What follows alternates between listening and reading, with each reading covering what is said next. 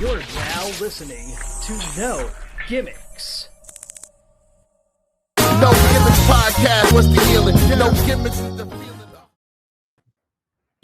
Yo, what is up, everybody? Welcome back to the No Gimmicks Podcast here on the DFPN, and we are back covering Ephesians Pro Wrestling.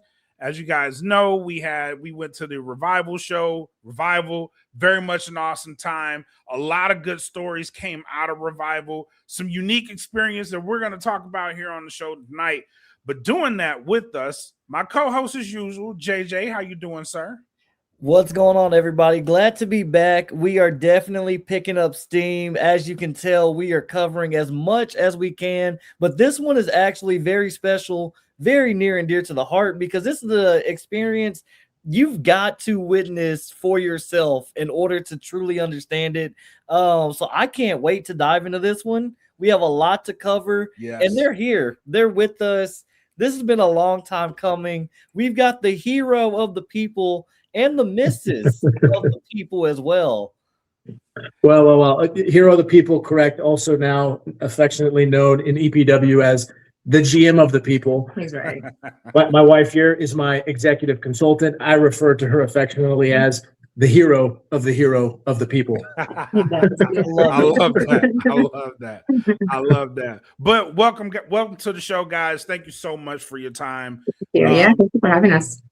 Always looked forward to having this particular interview because Aaron Eagle, you're one of the people, like, since I've been following DFW Pro Wrestling, like, you've been one of the names that's just been all around. But I see you now in the GM role. First of all, talk to me. How's that transition been going? I can tell from Revival there's still an itch there, and Miss Eagle had to pull you away from the ledge. But how has the transition been going from getting out of the ring and getting behind the scenes? How's that been going for you? It's been interesting, because I never saw myself in this position. I never saw myself in a backstage role, in a creative writing role, anything like that. So it's definitely been interesting. The GM role, how can you not get the itch? Like, you're still in front of the crowd. They're still cheering for you. They're still saying things like, chanting, that's our hero. You hear that and it's like, oh, I just want to do it one more time. But the reality is those days are over. I can't do it one more time. The neck was broke. Anytime I get in the ring, it's Russian roulette with paralyzation. So it's just not worth it. And she definitely keeps me in check. She reminds me of the 5 children we have that need a daddy who can move and walk. And so as much as I want to do it, the itch is there. This kind of helps satisfy. It helps me kind of scratch that creative itch, so to speak. And so I'm enjoying it. But there's nothing like getting in the ring. Like, I'm not getting that same feeling I got when I was in the ring, but I'm still enjoying it. I'm still loving the connection I can have to the fans and to the community. Awesome. Miss Eagle, for you, how has this been? Because we know you've been there. If you're a fan of Aaron Eagle, you can't help but know that Miss Eagle isn't far behind. That is just given. She's there. She has a camera. Like, if you follow him on YouTube, the video comes from Miss Eagle. But how's that been? You've kind of stepped behind the camera to in front of the camera. How's that been? Because you are in front of the people as well, along with your husband. How's that been for you?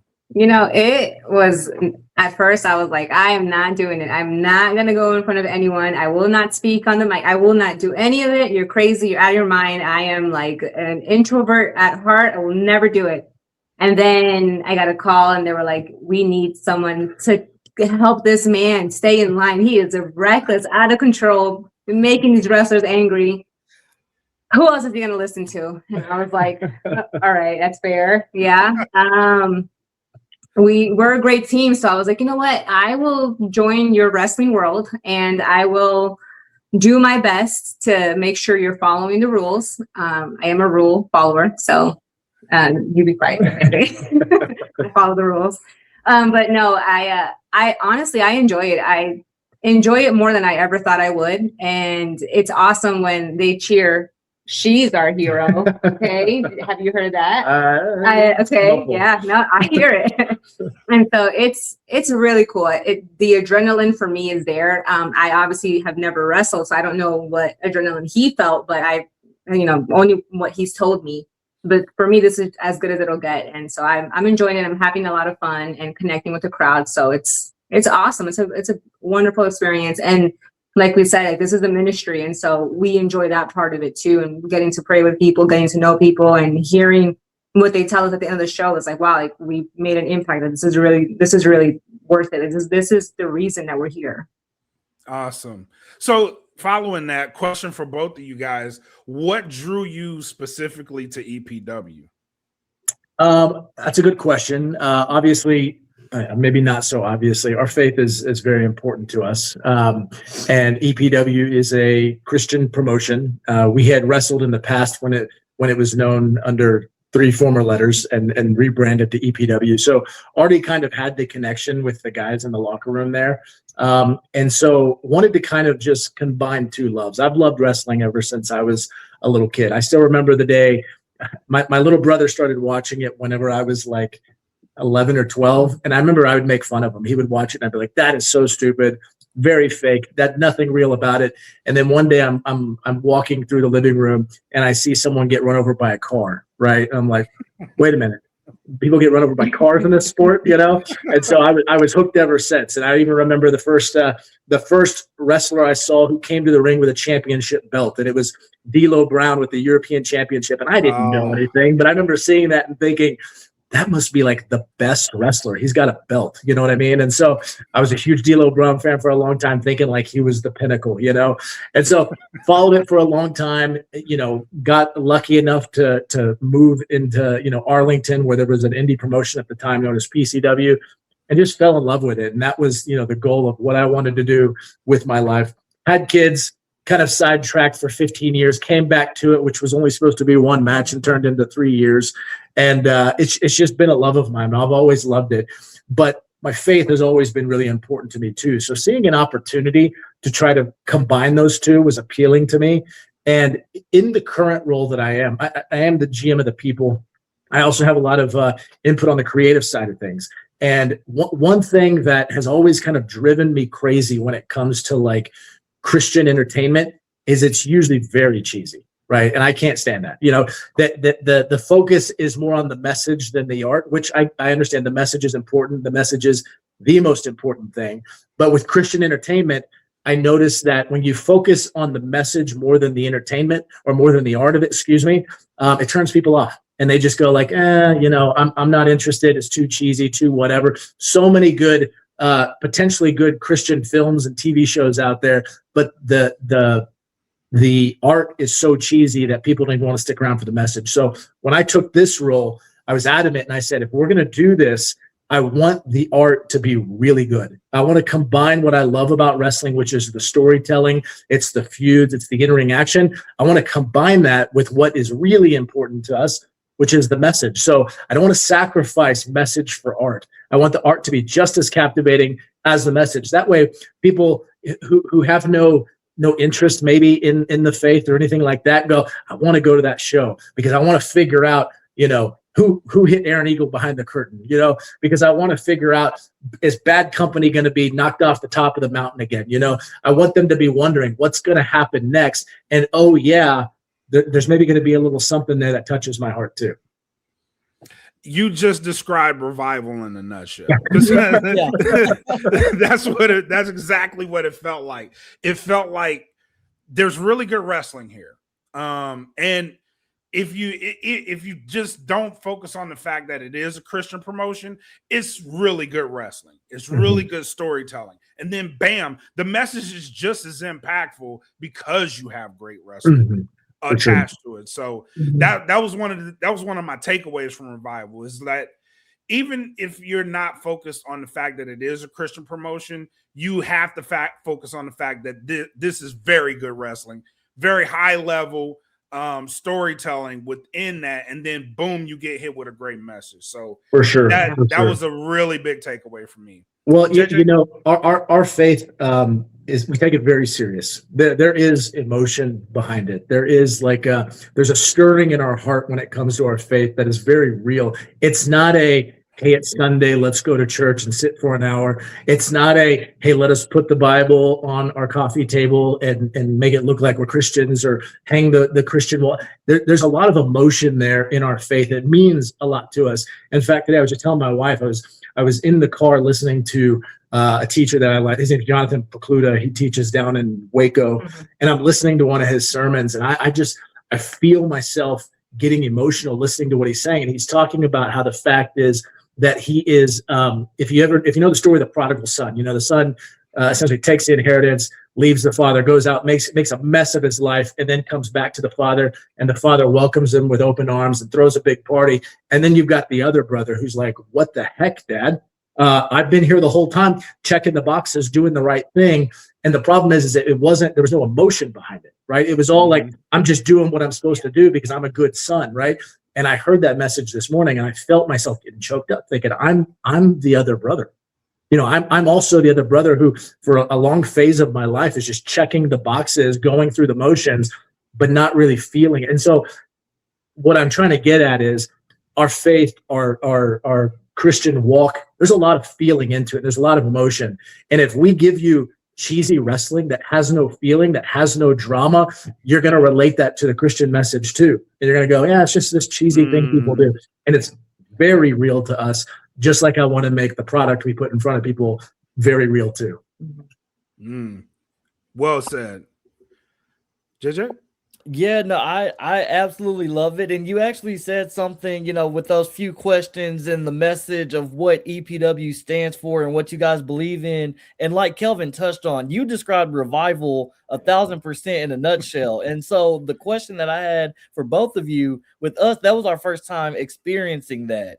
For you guys, revival, that was your biggest attended show, over 300 seats. The energy was there from the start to the finish. So just being able to see that, to experience that, what did that mean to you? Gosh, that's like everything that we work for in this industry. And I see him write stories, go back and forth with the leadership team. And I'm like, this is going to come to life. Like, that's crazy. And then you actually see it come to life, and it's like, oh, holy smokes. Like, it's right. Like, I heard them talking about this, and it's here, and it's real, and people are feeling it, and they're mad, or they're happy, or they're standing, or they're crying. Like, you see all those emotions, and it's like, this is so beautiful. Like, this is amazing. Like, all that blood, sweat, tears, like, it's real. Like, it's actually there. And I love having like a front row seat to all of it. Like, I get to experience it as a fan. I get to experience it as his wife. I get to experience it as his teammate and as someone in the back. Like, it's an amazing experience. And I feel really blessed to be part of the organization and to be by his side. Like, it's amazing. And I mean, I don't know how you feel about it, but yeah. So what was cool for me, and I'm glad you guys are asking these questions, because sometimes you think about it, but you don't really finish, connecting the thoughts. And so what was cool for me is I remember when I first started wrestling on the indie scene back in my late teens and early 20s, started at 16. And I remember, putting in a lot of work. I was in the ring all the time. People will tell you, Matt Palmer is probably a good example. Yeah. Always in the ring, like always in the gym. If there was an opportunity, if the doors were open, you could bet I was there, trying to get better, trying to get bigger, trying to be something. And I remember when I got to the point that I got to be in the main event, and having my first main event in the promotion known as PCW at the time, which is kind of the big one in DFW. And I remember being in the main event, one of their special shows, one of their big shows, and the whole crowd is packed wall to wall. It was the biggest crowd I'd ever seen. And I'm like, wow, how incredible is this? Like, I'm in the main event for the title. I'm a 20-year-old kid, and just people everywhere, like hearing people chant your name, hearing people cheer for what you're doing. I remember thinking how incredible that was. And what's kind of cool is, as you guys are asking me this, I'm now in a different role where I'm in this GM role. I'm in a creative role where I'm booking and writing the shows. And to be able to go to Revival, which is their biggest show, right? Their biggest show, to go to Revival, have these really cool stories that are all coming to a head, and to stand out there as the show opens and look wall to wall and see this crowd's packed. It's wall to wall. This is an experience that I've had before, but for a completely different reason, right? So it's like, all the hard work I put in back in the early parts of my career as a wrestler, I got to see it pay off. And then now, as I transition into this new role, getting to see all of my efforts along with the support team, of course, seeing it pack out and people want to be there to see these stories was like, wow, this is incredible. Yeah, absolutely. You know, and you guys touched on it a little bit. So it was a question that I wanted to save more towards the end. But since we've brought it up, I'm going to ask, how are you feeling? Because we saw at Revival, someone had the audacity to take you out as you were, you know, getting the crowd hyped. We were electric. The show was kicking off. The lights go out and then boom. Oh, no, he's on the ground. He got taken out with a tire iron. So how are you feeling? Are you okay? Yeah, I'm fine. I mean, no head injuries or anything like that, just a knock in the head and a little woozy or whatever. It was very strange, you know, because we went from opening the show, crowd is hot, getting out there, hearing them get to a fever pitch, hearing that crowd wall-to-wall cheer EPW, the loudest crowd we've had. And then all of a sudden, boom, it shuts down right at the curtain. Like it was a big swerve just to kick the show off, right? And so it was strange. I'm good. Don't know who it is. If you guys attended the last show, which was kind of it was an opportunity for talent who hasn't wrestled at EPW to come back and show what they can do. At that show, we had a repeat of that, right? I believe it was APOC who was left in the same way that I was. He was coming back to the curtain and lights off. He's on the ground. So don't know what's going on. There's plenty of people who probably have a score to settle. Bad company I've not necessarily made friends with. Dewey Declan in the past, I had some choice things to say about him. Johnny Lawless I called him Timu version of Aaron Eagle. Like there's plenty of people who don't like me, which is actually why her role exists. If you've been watching since the beginning, I was a little reckless as a GM. I really probably should have had some structure and followed some rules, and I didn't. And I straight out, flat out told the crowd and the board, like, I'm going to do things the way I do it. Nobody's going to tell me different. And then cue Ms. Eagle, and she told me different. So there's a lot of people who probably have a score to settle, but the question is, who is it? I initially thought the target was just on me, but then we find out APOC at this last show got knocked out. So is the target on me and APOC for some reason? Is there somebody else? We don't know. And hopefully we can get these questions answered. You gotta wonder what'll happen the next show. They'll try to do something again. Well, you know, oh man, the gears are starting to turn because, okay. There's a list of people for sure. And you know, if you need it, because we always talk about him and we give him love everywhere we go. I hear Rusty is a really good head of security. So if you are forming a protection unit, or if you need a detail unit, maybe call Rusty first. Maybe I need Rusty. Yeah, that's not a bad idea. I think he's got some free time lately, huh? Right. But going back to Revival and going back to EPW, you guys touched on something that Kelvin and I both, we have not stopped talking about. And that was the fact that you guys are able to so very seamlessly combine the ministry with pro wrestling. And like Kelvin touched on, you've got these stories, you've got the wrestling, you've got the intense action, you've got the drama, and then, normal shows, indie shows, you take an intermission and you'll see people go do a meet and greet or something of that nature. But with you guys, it's different, but it works and it feels really good. Even with the ending of the show, a lot of companies, they'll end the show. Thank y'all for coming out. Drive safe. We'll see you next time around. With you guys, we get a message, we get an opportunity for prayer to come together as a community. And again, it all just flows so seamlessly. So how do you guys keep that momentum going? Because everyone's talking about EPW now. Like there's a lot of eyes on you guys. Yeah, it's certainly tough because again, unfortunately, Christian entertainment has not done itself very many favors. There's some good ones out there. The Chosen, the group that does The Chosen does a very, very good job, I feel, of connecting the emotions with the entertainment. But by and far, most Christian entertainment is pretty cheesy. It can be a struggle. Don't get me wrong, but it's something that we take very serious and we have a lot of intention on. We try to look at, who maybe has something for the audience that they feel like they'll really connect to and relate to.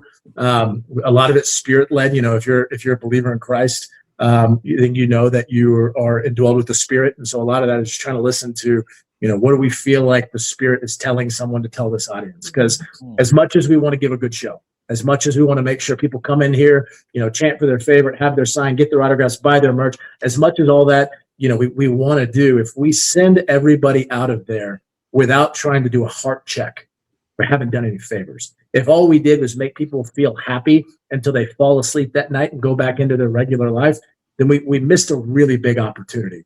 And so, again, want to draw folks in with good wrestling. And ultimately, if all they ever want is just the good wrestling, we're here for that too. That's what you want, right? But we want to make sure that on our conscience, as we go to sleep at night, being believers in Christ who are set here to make disciples and teach them how to obey, then we got to do a heart check, because I knowing that I had the opportunity to stand in front of 300 people and either just show them some cool pretend fighting, or show them some cool pretend fighting and also do a heart check that maybe could save their souls. Like we can't go without not doing that. That has to happen for us as believers. Love that. I love that. But and also what I think too, it makes you guys unique is the fact that you travel. Like this weekend, you're going to be in Irving, Texas. How does that, because that's another part of like being the church, is not staying completely in one spot, but traveling around. How has that been for EPW?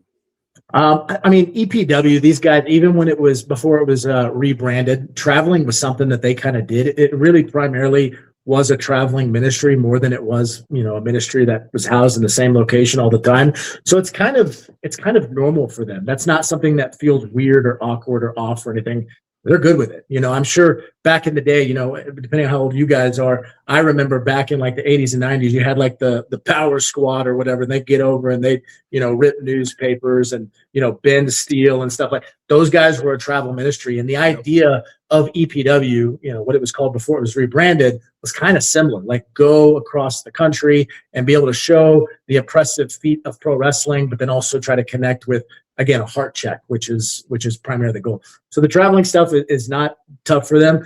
There are several in the group where that's their heart, that's their passion. They get excited about it. I don't get excited about like, hey, let's pack up a ring and go take it somewhere else and set it up and figure out how to like change behind a curtain. And, I don't really get excited about the logistics of it. But there's a group back there at EPW who's like all for it, right on, let's get going. I personally prefer like the comfortability of having the building and the separation and all that, but you got to have that. Like there's guys back there who don't have the comfortability of getting out in front of the camera. I've got that comfortability. There's guys who don't have the comfortability of writing storylines and trying to keep people engaged. I've got that comfortability. So different guys in the group have a proclivity to certain aspects of the ministry and of the business. And leveraging the guys who specialize or have that proclivity is the ones that we lean on for the different pieces, and that makes it flow. And it works. Yeah. Absolutely. It absolutely works. JJ?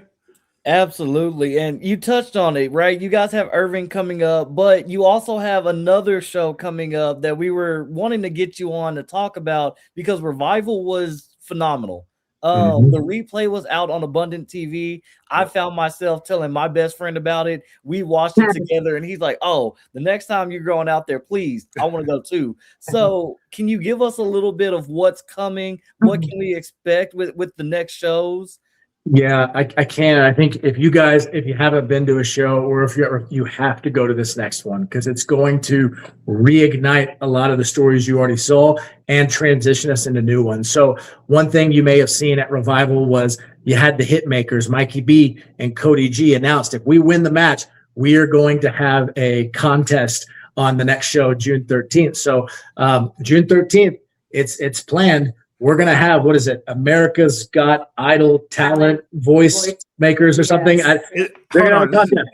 Is this gonna be live? Because I need to get JJ down there. Whoa. Okay. Live. You're going to see a contest as they try to identify the third member of the band. Okay. And so it's something I guarantee you've never seen in professional wrestling before. It is going to be good. Okay. You gotta be there. You got to be there for that. You got to be there to figure out. JJ, it's up to you. Come on. I've got the white jacket. I'll break it out. I'll see There what you I can do. Maybe you could try out. Maybe you can be in the contest, That's I might have to submit my tape if I can't make it in person. Okay. So you got to get there to see that. That's going to be something you've never seen before. You've got to see what's going to happen with Bad Company, right? Yeah, what's up with But that? Bogle, the entire group of Bad Company seemed to fall apart, to fall off the top of the mountain as they lost the tag titles. They lost the TV title, right? But at the very end, right as Aiden finally got his big win, Dustin Bogle swoops in, cashes in his case for Christ, and he takes the EPW title. So we got to figure out what's going to happen with that. What's going to happen with Aiden? I mean, if you've been watching since December, Aiden has been trying to overcome obstacle after obstacle after obstacle, and he finally gets to Revival, the biggest show ever, and wins the big one in what I thought was a vicious match with APOC. The guy got beat to snot. I mean, the guy just got the life beat out of him, right? The only person I've seen get beat worse than that was Jesus Christ himself, right? Beat the snot, and then after he wins the big one, here comes Bogle to steal it all. So we got to kind of figure out what's going on with that.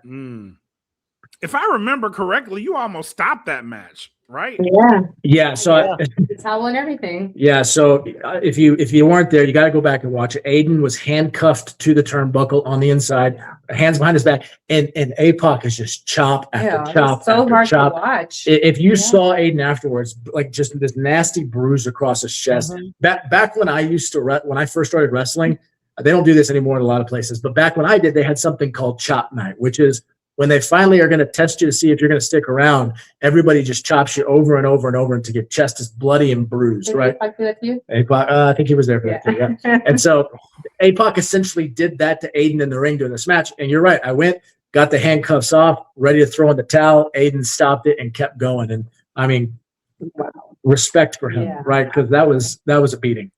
Yeah. Yeah, nothing but respect to Aiden for that one. Sitting front row was almost uncomfortable. Hearing the sound of those chops Yes. echo through the Auditorium, Yeah, it was a hard feeling to just Brutal. sit there, and it was the entire match. yeah, absolutely. I was like, no, I can't watch. So Stop this match. I went to commentary after I kind of shook off the cobwebs from the tire iron, and Miss Eagle was right next to me, and I had the headphones on. I'm talking through what's going on, and I can hear her going, I can't watch this. This is too much, you know. And so she was. But when he won, I don't know if you guys felt it. When he won, there was like an emotional response that you could feel in that crowd. Mhm. I mean, like a feeling of like finally he got it. And as soon as you hear Bad Company's music hit, it was like the life Air just went left out you. of the room. It went out of the room, Immediately. right? It went out of the room. So there's that. We got to figure out what's going to happen there. But also, if you recall, Bam Bam Malone won the Schmoz Fest, the first ever Schmoz Fest, which means he gets to redeem an opportunity to insert himself into any match he wants to that's already on the card. So it could be a TV title match. If there's already one on the card, he could put himself in that. If there's an EPW title match, he could put himself in that. If he's got a guy that he's got some beef with that doesn't want to face him and he's in a match, he could put himself in that. So, I mean, we could see Bam Bam redeem his opportunity to input himself in any match he wants to. I love that stipulation because you don't know when or where. I love it. Yeah. Yeah, it's similar to what we're used to seeing with these case type matches, you know, case for Christ, but it's different in that the match has to be established and he has to just put himself in the match from the get-go. So he can't just like run out randomly, enter the match. The match has to already be established on the card, and he just simply goes, "Yep, I'll get in that one." Yep. That's unique. Definitely will be keeping my eyes out for that one because that is a big momentum stealer. You know, you're thinking about one match, you've got one opponent, and then all of a sudden, Bam Bam interjects himself in. Now you've got a game plan for somebody else. So that's going to be an eye opener for sure. Well, and the fact that Bam Bam Malone has it. I mean, if anybody's been watching wrestling in the Texas area, Bam Bam Malone is a force. Like he's making a name for himself. I mean, he's made a name for himself in the industry for sure in indie wrestling. But in Texas, he's really making some waves. I know he's made some waves in NWA. He holds their NWA TV title, is it? Can't recall. I think it's TV title. But he's really good. So you got to be thinking if you're an EPW talent, this guy could just put himself in one of my matches. He's not an easy guy to beat, right? So he's a threat for sure now, and he's got an advantage. Absolutely. Yeah, we had the Hitmakers on not too long ago, and they actually did kind of allude to that in saying that the EPW world title picture, there's a lot of eyes there. Bam Bam Malone. Of course, you're gonna have Aiden the Dragon wanting to get back. APOC, I can imagine, is gonna want to get back in that mix. Brixton Shaw is a name that also has held that title that I don't think we've seen around EPW for a little bit of time. But I will say the title picture is definitely heating up. Well, you also got to consider what about Ryan Hart and Dewey Declan? They faced HBO in a handicap match. HBO, if you know anything about him, he's got that bully juice. They did something to his bully juice, and if you watch the match, it had an adverse effect on HBO. And then, of course, he whaled him in the head with a chair afterwards. So you got to wonder what's going on with HBO. He's still in the hospital being looked after. They haven't been able to figure out what's going on with the spiking of his bully juice. But that means Ryan Hart and Dewey Declan, they got nothing going on. Ryan Hart has been in the title picture before. Dewey Declan has been in the Texas title picture and been close to the EPW. So are they going to be a factor now too? We got to think about. As a GM, how do you keep a hold on all of this? Because if this were me, I'd be a wreck emotionally. Right there. She has a lot to do. If you started watching before she got put into her position by the board, again, the board put her in that position to help keep me under control. I was struggling with just like how to order all the paper cups. You know what I mean? Like we were running out of paper cup budget. You know what I mean? And I was making out there giving free candy. I was giving free. Like what? I gave out free concessions, free merch. Yeah. At one point, we had the complaint box that the wrestlers put their complaints in. I went out and publicly read them and embarrassed them all. Like I was breaking all the rules. You call them Duty Duckling. Duty Duckling, yeah. Timu version of Aaron Eagle with Johnny Lawrence. Yeah. So yeah, she helps me keep it together because it's a lot. Yeah. So Miss Eagle, how do you know when he's about to fly? What signal does he give you that's like, all right, I need to step in right now? With him, it's kind of hard to tell sometimes because one minute I'm thinking like, you know what, he's got this under control, and then I hear Mrs. Eagle, and I'm like, oh my gosh, we're gonna get food. I just left to get water. Like, what are we doing here? And I'm like, oh my gosh, what? You can't say those things to people. So there's times where I'm like, I think he's okay, and then there's other times where I'm like, I'm gonna stay right here because this is not a good person for him to talk to. So I'm kind of like trying to figure that out still with him, because he's trying to have a poker face, and I don't like that. So we're working through those. Yeah, I'm just always going to be there. It's if you guys have been watching in the past, we have women wrestling too on the show, and there's been a couple times when the ladies have a conflict and they come to me to solve the problem, and I'm like, I immediately look at her like, am I allowed to talk to them? They're girls. Yeah. You know what I mean? I kind of stay right there. Like, I like that you asked permission. Well, he's very respectful. He's also scared. I'm Ecuadorian. I don't know what you guys know about Ecuadorian women, but Lorena Bobbitt, does that ring any bells? Oh man. Gotta be careful. It's Understood. funny. You brought up the women of EPW, and that actually brings me to a really interesting question. What is going on with Zarena? She figured out a loophole at Revival to get back in the ring, but it was to officiate, and it seems to be some more fallout from that between her and Nova and Jody and Baby D. Yeah, Zarena's a wild card, that's for sure. And as frustrating as it can be to kind of try to navigate around that, I gotta respect it. You know what I mean? Being the hero of the people, I think everybody would agree that I didn't necessarily always do things in a straight line. I think you did. Yeah, she still does. I didn't always do things in a straight line. So to see her kind of like taking these backdoor approaches, so to speak, I go, I kind of respect it. It's fun, it makes it interesting. Yeah. I love that. I don't have anything else. Kelvin, you got anything? Just before we get out of here, let the people know where they can find you guys, social media, and where they can find EPW. Before we get into, I did have a question for y'all, if y'all don't mind. Oh, ask away. Okay, so like as you guys are there in the audience, what do you guys feel? And because we're trying to get some input from people, but how do you guys feel towards the message at the end? I know you guys said it was the first time experiencing something like that.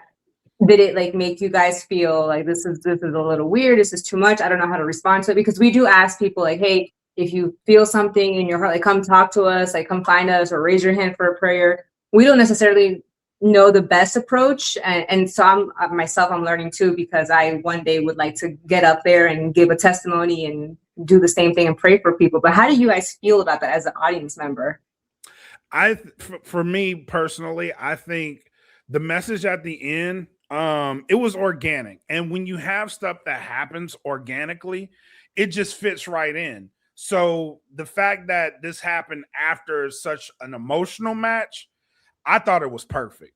That's myself. good. I thought it was really perfect, because the whole night was kind of like the cultivation of struggle, and then the message itself kind of backed that up. It drove the point home, right?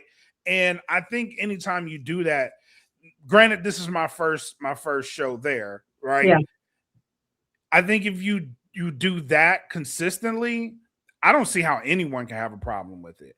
And the fact that you have the roster that you have, with everybody sharing their testimonies, I think eventually when you give your testimony, if it's on your heart, when you give it, it'll be just as organic. So I think what you guys have is very, very unique, and it works in a very, very unique way. So please, by all means, keep doing what you're doing.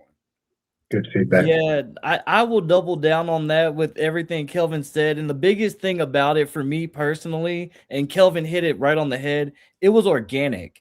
For someone that is a believer as well, it's very hard to accept the message when it feels like it's being forced down your throat, being shoved down your throat. You feel like you kind of have those eyes watching you, while they're giving their testimony or while they're giving their message. You've got people looking around like, oh, who's gonna raise their hand now? Who's gonna stand up now? Or you have the opposite end of that. Oh, when is this gonna end? I'm ready to go, but I don't need that person to walk out. But the way you guys did it and the way your team did it, it was all organic. Everything just felt right. It felt natural. It didn't feel forced. It felt welcoming. And that's another thing that I will give everybody from EPW kudos for. From the moment that we got there for the Hall of Fame ceremony, it was like we were welcomed with open arms by everybody. Talent, referees, commentary, fans. So I think the environment and the culture that you guys are building also plays a hand in that, because everything just feels like a true community, and it really does feel organic, and it's unique in such a way that, like we said, it works seamlessly. Yeah, that's awesome. Thank you for letting me know. I'm always curious about what people's feedbacks are, so I'm glad you guys helped. Thank you. No, I will say that night made me, like, if I was already a fan of what was going on with EPW, that night sold me. It really sold me. Like I'm standing firm on it. Well, just buckle up. It's going to get a lot better. Okay? I love it. As far as social media, they have EPW, it's Ephesians Pro Wrestling. They have Facebook, Instagram, and TikTok. Mm-hmm. Is that, and do they have YouTube? I don't think they have a YouTube. So those three. So Facebook, Facebook, Instagram, TikTok, Ephesians Pro Wrestling. All right. And where can we find you guys? I have a YouTube, so you can go to Aaron Eagle on YouTube. Just type in Aaron Eagle, it'll pop up. I think the user handle is like Aaron Eagle 1506 or something like that. But you just look for the guy who's posing like this, and that's me. You do have your Facebook, and you have Instagram and TikTok. The Instagram and TikTok I usually will handle. But yeah, you should post more stuff, sweetheart. Yeah. But I did tell him to post some of those clips from Revival. Those were good clips. I had a nice top on. I thought I looked nice. You did look nice. Yeah, you should probably go on there and. I kept getting distracted. Yeah. There's definitely some clip-worthy moments. When you do the Heroes pose, it's been a while since we got to see a Heroes pose, and the people loved it. They do. Yes. They love it. Yeah. They love every time. Can we end with a really interesting story about the Heroes pose, and we'll call it quits? That was an accident. I never meant to actually do the Heroes pose. So So I don't know if any of you guys know Robert Evans. He used to wrestle down here in the Texas scene. He was a writer for WWE for a while. He did writing for TNA for a while, and now I think he's a writer for AEW. But he and I have remained friends. You don't usually stay friends with folks in this business, but he is one that I remain friends with. When I came back to wrestling, I remember being very insecure, nervous if I was going to do a good job. And so I had my first match and I did, whatever the little pose was on the corner, which was like a variation of a hero's, because that wasn't a thing. And I sent him the video and I said, hey, just give me your feedback on this match. And he goes, okay, honestly, for you being out of the ring 15 years, it's pretty good stuff, But the one thing that he gave me feedback that I remembered was when you get on the turnbuckle, hold your pose a little longer, because in indie wrestling, guys will get on the pose and they'll do like whatever and then take it down real quick, almost like they're embarrassed that they're doing, like they don't have the confidence. And so he's like, hold it a little longer. So me just trying to jack around a little bit, I was like, okay, I'll hold it longer. So the next match I had, I go out there and I hold it for a long time, like uncomfortably long, just to be funny to him. Like it was an inside joke. And then I said it to him, he goes, is this what you mean? He does. But the reaction I was getting as I was becoming a heel doing the obnoxiously long pose was like, oh, and then as you guys know, they hated it until they started to love it. You know what I mean? And so the pose was even when 100%. Like you try to go down and you go back up. Back up. Like the arm gets tired. The lights. The lights, yeah. The lights are like all. Oh yeah, the lights, yeah. It was an accident, but it was a funny accident. That's awesome. I love that. That is awesome. That's a wonderful way to end. I love that. But, thank you guys for having us. We appreciate it. Thank you so much. Oh, we thank you guys for your time. This is an interview I've wanted for a very long time. So I'm glad we finally got to chat. Thank you guys for your time. And anytime. We look very much forward to seeing more from EPW. So okay. We'll be ready. We'll be waiting for you, okay? Yes. Absolutely. We'll be there. All right. You guys, y'all take care. Bye, all right, man. Thank you guys. And for everybody watching, thank you for tuning in. Until next time, be safe, take care of each other, enjoy what you're gonna enjoy. Peace. And I know it's all business, all business, all business. We give them no gimmick. Yeah. And I know it's all business, all business, all business. We give them no gimmick. Yeah. And I know it's all business, all business, all business. We give them no gimmicks.